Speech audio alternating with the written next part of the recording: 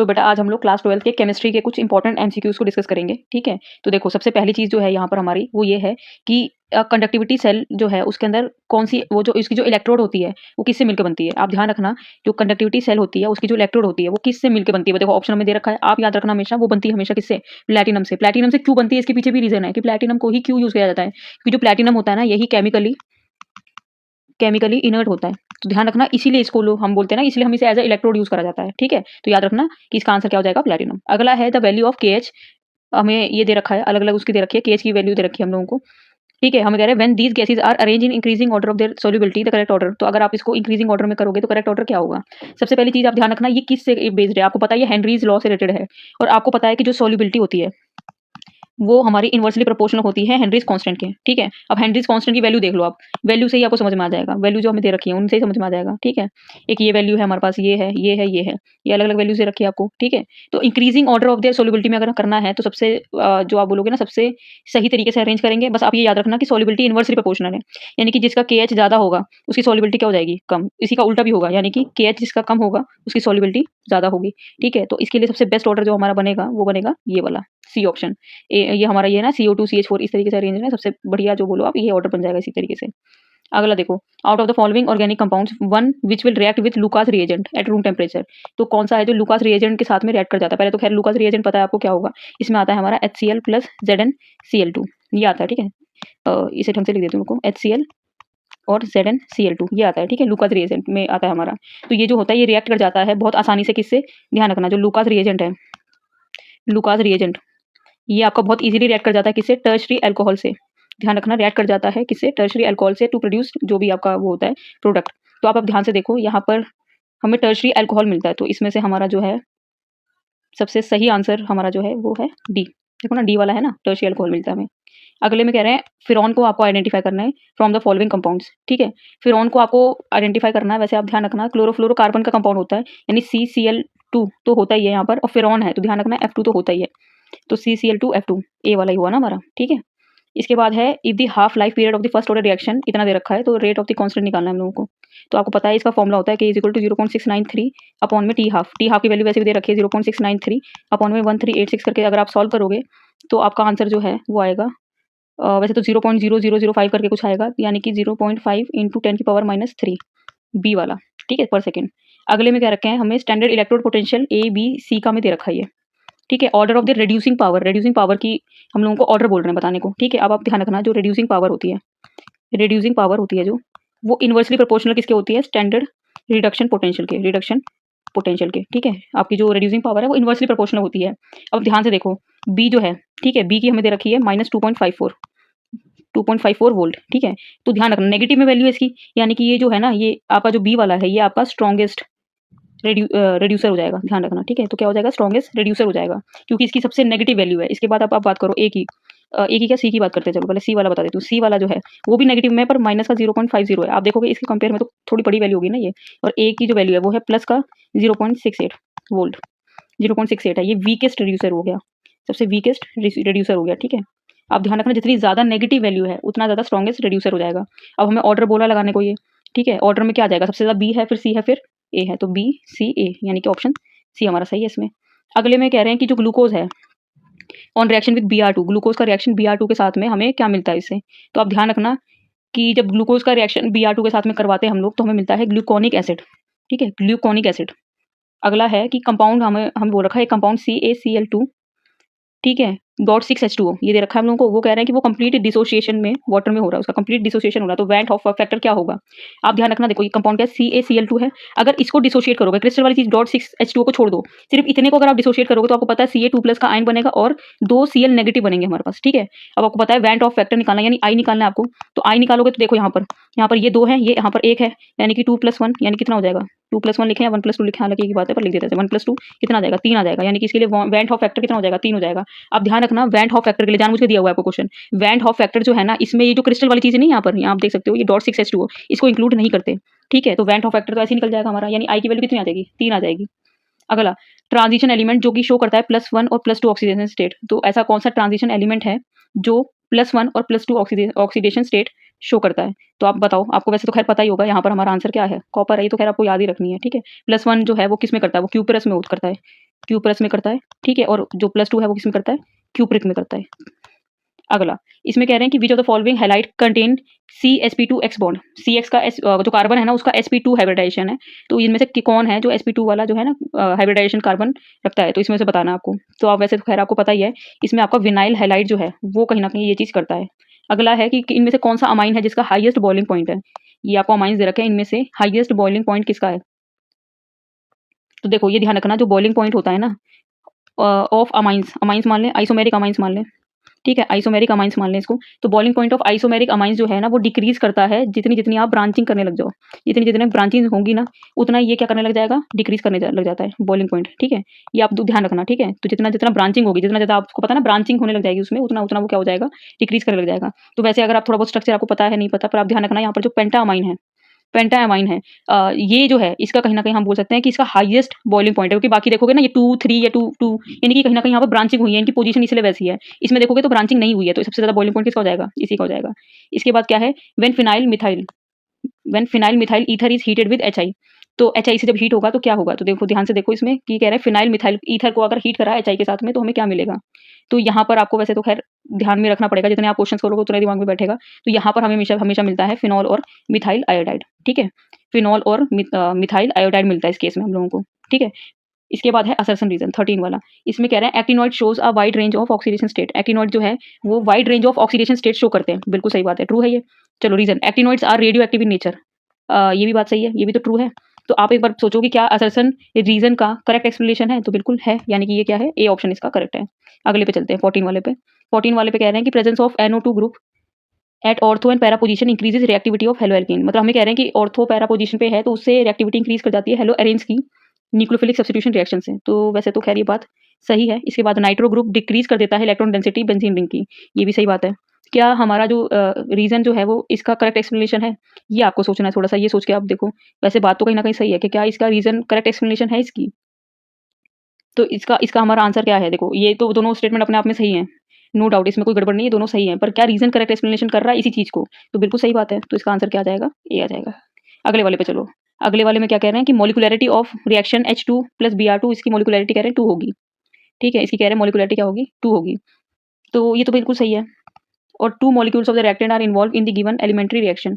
तो ये हमारा रीजन दे रखा है, तो रीजन भी कहीं ना कहीं आप बोलो तो सही है, मतलब ए लिख दिया मैंने, पर ट्रू ट्रू होगा, ये भी ट्रू है। और ये रीजन करेक्ट एक्सप्लेनेशन है इसकी, ठीक है। अगले वाले पे चलते हैं। तो अगले वाले पे कह रहे हैं पी मिथॉक्सीफिनॉल जो है वो स्ट्रॉन्गर एसिड है देन पी नाइट्रोफिनॉल, ठीक है। ये स्टेटमेंट हमें कह रहे हैं। तो पहली बात तो पी मिथॉक्सीफिनॉल कह रहे हैं स्ट्रॉन्गर एसिड है देन पी नाइट्रोफिनॉल, तो बेटा ये स्टेटमेंट तो गलत है, ध्यान रखना ये स्टेटमेंट क्या है, गलत है। इसके बाद मिथॉक्सी ग्रुप जो है is electron donating group, whereas nitro group जो है वो इलेक्ट्रॉन विड्रॉइंग ग्रुप है, ये तो बिल्कुल सही बात है। पर एनालिसिस करें अगर हम लोग, तो क्या आपको लग रहा है कि देखो हमारा जो असर्शन है वो तो गलत है, रीजन जो है वो तो ट्रू था, तो करेक्ट ऑप्शन कौन सा वाला हो जाएगा यहाँ पर, डी वाला हो जाएगा। देखो असर्शन फॉल है और रीजन जो है, असर्शन फॉल्स है और रीजन जो है वो अपना ट्रू है। अगले वाले इन पे चलते हैं। यहाँ पर कह रहे हैं in case of association abnormal molecular mass of the solute will, मतलब एसोसिएशन एबनॉर्मल मॉलिक्यूलर मास में सोल्यूट क्या करता है, इंक्रीज करेगा, डिक्रीज करेगा, सेम रहेगा, या फर्स्ट इंक्रीज देन डिक्रीज करेगा। तो इसका आंसर क्या है हमारा, हमेशा आप ध्यान रखना इसका आंसर क्या हो जाएगा आपका, इंक्रीज। कि अगर association of abnormal molar mass है तो उसमें सोल्यूट भी क्या करेगा, इंक्रीज ही करेगा। इसके बाद है स्टैंडर्ड इलेक्ट्रोड पोटेंशियल जो है, हमें इसके बारे में ये दे रखा है, तो सेल पोटेंशियल निकालने को बोल रहे हैं, ठीक है। अब ये सेल पोटेंशियल निकालना है, वैसे तो खैर मुझे जहाँ तक लग रहा है आप लोग निकाल सकते हो, आप लोग ऐसे बहुत सारे क्वेश्चन कर चुके हो। मैं आपको आंसर बता देती हूँ, इसका आंसर क्या, आप सॉल्व कर सकते हो इसको बहुत आराम से। 0.89 प्लस का आएगा, एक बार फिर भी आप सॉल्व करके देखना, ये आपको आता ही है वैसे तो। ई नॉट सेल वाला जो है ये आप आराम से कर सकते हो, ठीक है। कैसे करना है इसको, आप ई नॉट सेल जो है ऐसे निकाल सकते हो, E nought of cathode minus E nought of anode करके निकाल लेना, ठीक है। इसके बाद मैग्नेटिक मूवमेंट जो है वो एसोसिएटेड है it's spin angular momentum and orbital angular momentum. तो स्पिन जो है मैग्नेटिक मूवमेंट ऑफ क्रोमियम जो है उसको लेके हमें बोल रहे हैं कि क्या होगा। तो इसका आंसर हमारा क्या आएगा, इसका आंसर आएगा हमारा 3.87। वैसे मैं बता दूं आपको मैग्नेटिक मूवमेंट का फॉर्मूला पता है, ये इस तरीके से निकाल सकते हो आप, इस तरीके से निकाल सकते हो, ठीक है। बाकी आपको थोड़ा इलेक्ट्रॉनिक कन्फिग्रेशन निकाल मतलब लिखनी पड़ेगी, उसमें से देखने पड़ेंगे अनपेड इलेक्ट्रॉन कितने हैं। तो क्रोमियम में वैसे आपको वो चीज़ देखनी पड़ेगी।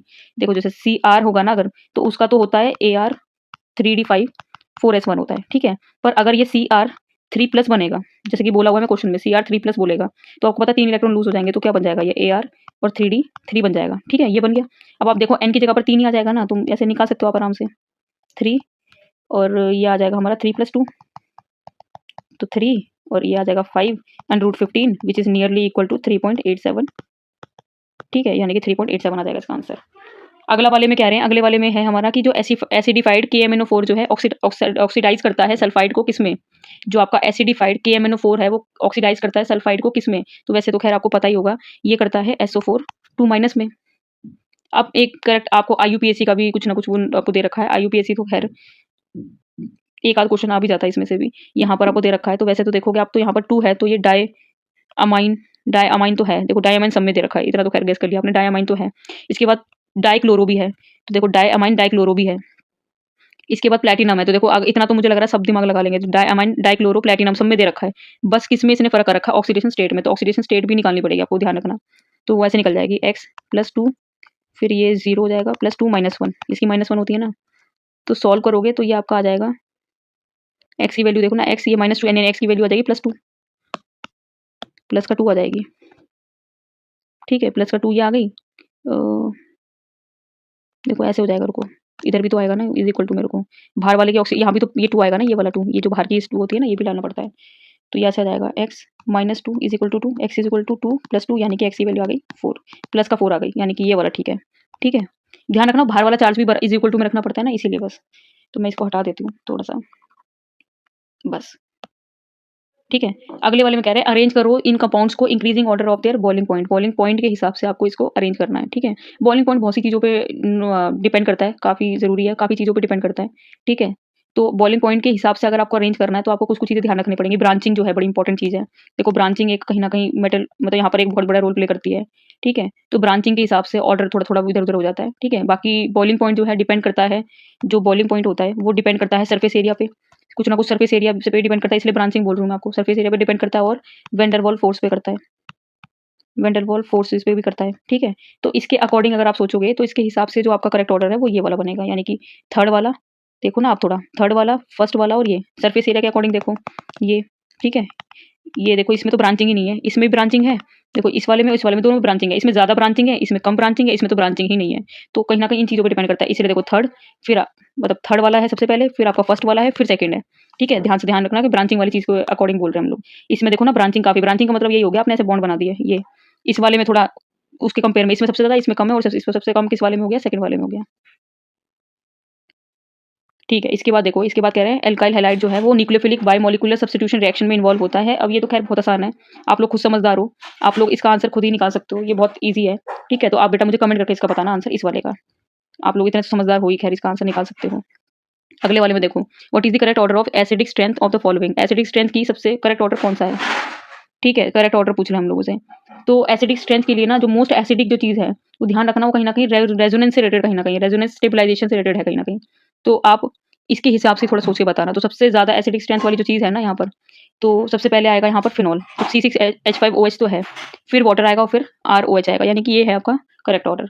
अगले वाले में कह रहे हैं, अगले वाले में हम लोगों को कह रहे हैं कि acid formed when propyl magnesium bromide is treated with CO2, मतलब ये बता रखा है, तो इसमें आपको ध्यान रखना acid formed when propyl magnesium bromide treat होता है CO2 से, followed by the acid hydrolysis के बाद की वो चीज़ें पूछ रहे हैं, तो इसमें आपका कहीं ना कहीं आप ध्यान रखना, इसमें ग्रिग्नार्ड रिएजेंट से रिलेटेड कहीं ना कहीं चीज़ है ये, तो इसका जो आंसर है ना हमारा आएगा ए। 10th वाले में कह रहे हैं best reagent for converting propanamide into propanamine, मतलब इसमें कन्वर्जन के लिए बेस्ट रिएजेंट क्या यूज कर सकते हो आप। ठीक है, इसमें क्या बेस्ट रिएजेंट यूज कर सकते हो, तो बेस्ट रिएजेंट होता है इसके लिए LiAlH4 इन ईथर, सबसे बेस्ट रिएजेंट होता है। ठीक है, कुछ कुछ चीज़ें एज इट इज याद रखो, क्योंकि MCQ में बहुत ज़्यादा टाइम नहीं लगाना आपको सोचने में, बहुत ज़्यादा टाइम लगाओगे तो फिर आपके लिए दिक्कत आ जाएगी। अब इसमें से कह रहे हैं कौन सी स्टेटमेंट जो है वो ट्रू नहीं है ग्लूकोज से रिलेटेड। ठीक है, कौन सी स्टेटमेंट ट्रू नहीं है, तो ये एक एल्डोहेक्सोज है, on treating with HI it forms n hexane, it exist in furanose form, it does not give shades test, तो इसमें से सबसे आपको पता है ज़्यादा समझदारी है, बाकी सब तो आप कहीं ना कहीं कनेक्ट कर पा रहे हो। सी वाला जो है it exist in furanose form, ये थोड़ा अलग है और यही वाली चीज़ गलत है ग्लूकोज से रिलेटेड। देखो बेटा अगले वाले में क्या करना है, एक अनराइप मैंगो जो है placed in a concentrated salt solution to prepare pickle. Pickle बनाने के लिए हम लोग यूज़ करते हैं। बिकॉज़ अब देखो इसके पीछे का रीज़न क्या है? तो इसके पीछे का रीज़न आप वैसे ख़ैर सोच सकते हो, थोड़ा-सा दिमाग लगा सकते हो इसमें कि अगर ऐसा कुछ होगा तो आपको पता है कि वो वाटर लूज़ करेगा, किस वजह से? ऑस्मोसिस की वजह से करेगा ना। आपने ऑस्मोसिस तो कितनी बार अच्छे से पढ़ ही रखा है, आपको पता है ये चीज़ में कहीं न कहीं ऑस्मोसिस का रोल है। अगला है अब असर्शन रीज़न, ठीक है? असर्शन रीज़न में क्या है, हमें ये दोनों दे रखे हैं। कह रहे हैं एग्ज़ाम्पल है होमोलैप्टिक कॉम्प्लेक्सेस के। तो कह रहे हैं कि ये दोनों दे रखे हैं, क्या ये दोनों एग्ज़ाम्पल हैं होमोलैटिक कॉम्प्लेक्सेस के एग्ज़ाम्पल हैं। तो ये तो बिल्कुल सही बात है। अगर आप थोड़ा याद रखोगे तो ये तो ट्रू है, ठीक है? All the ligand attached to the metal atom are the same. सारे लिगैंड जो अटैच होते हैं मेटल से तो वो सेम होते हैं। तो बिल्कुल सही बात है। तो आप एक बार ध्यान समझना, क्या ये असर्शन इस रीज़न की करेक्ट एक्सप्लेनेशन है? तो बिल्कुल सही बात है। ये जो असर्शन है वो करेक्ट एक्सप्लेनेशन ऑफ हमारा रीज़न है। अगला चलो, boiling point of alkyl halide जो है डिक्रीज इन ऑर्डर, ये डिक्रीजिंग इन ऑर्डर दे रखा है हम लोगों को, ठीक है? इसके बाद ये डिक्रीजिंग इन ऑर्डर दे रखा है हम लोगों को, ठीक है? तो आप एक बार बताओ कि क्या ये सही है? तो बिल्कुल ये सही है, ट्रू है। Boiling point of alkyl chloride, bromide and iodide considerably higher than that of hydrocarbon of comparable molecular masses. तो क्या ये भी सही है? ये भी सही है। पर क्या ये हमारी बात असर्शन को क्या ये रीज़न एक्सप्लेन कर रहा है? तो ध्यान रखना, क्या ये करेक्ट एक्सप्लेनेशन है हमारे आर की? तो बेटा ये करेक्ट एक्सप्लेनेशन आर को तो नहीं कर रहा, पर ये स्टेटमेंट अपने आप में सही है, यानी कि इसका आंसर हो जाएगा आपका बी। अगला चलो, boiling point of ethanol is higher than that of methoxymethane. Boiling point जो है आपका इथेनॉल का हायर होता है मिथॉक्सीमीथेन से। तो ये पहले हम लोगों को बोला हुआ है, ठीक है? इसके बाद बोला हुआ है there is intramolecular hydrogen bonding in ethanol. और ये वाली चीज़ बोली हुई है कि इंट्रा मॉलिक्यूलर बॉन्डिंग क्या इथेनॉल में है। तो ये क्या आपको पहली बात तो ऊपर वाली स्टेटमेंट ये वाली जो स्टेटमेंट है, क्या ये करेक्ट लग रही है? तो असर्शन तो ट्रू लग रहा है देखो, असर्शन तो ट्रू है, बट रीज़न क्या सही है? नहीं, रीज़न तो फॉल्स है। यानी कि हमारा असर्शन ट्रू है बट रीज़न इज़ फॉल्स। तो इसका आपका जो ऑप्शन है, सी वाला ऑप्शन है, ठीक है? तो ये सी ऑप्शन हो जाएगा। अगला वाला, all natural occurring alpha amino acid except glycerine and are optically active.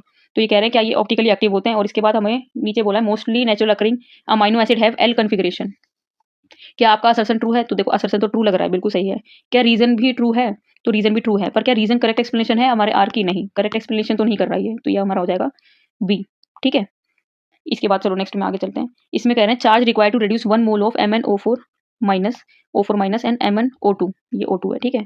कितना चार्ज हमें चाहिए होगा इसको रिड्यूस करने में 1 मोल ऑफ इसको, तो कितना चार्ज चाहिए होगा आपको? वैसे तो आप ध्यान से देखो तो MnO4 माइनस, ये ना MnO4 माइनस, इसकी ऑक्सीडेशन स्टेट निकालोगे आप तो +7 आती है Mn की।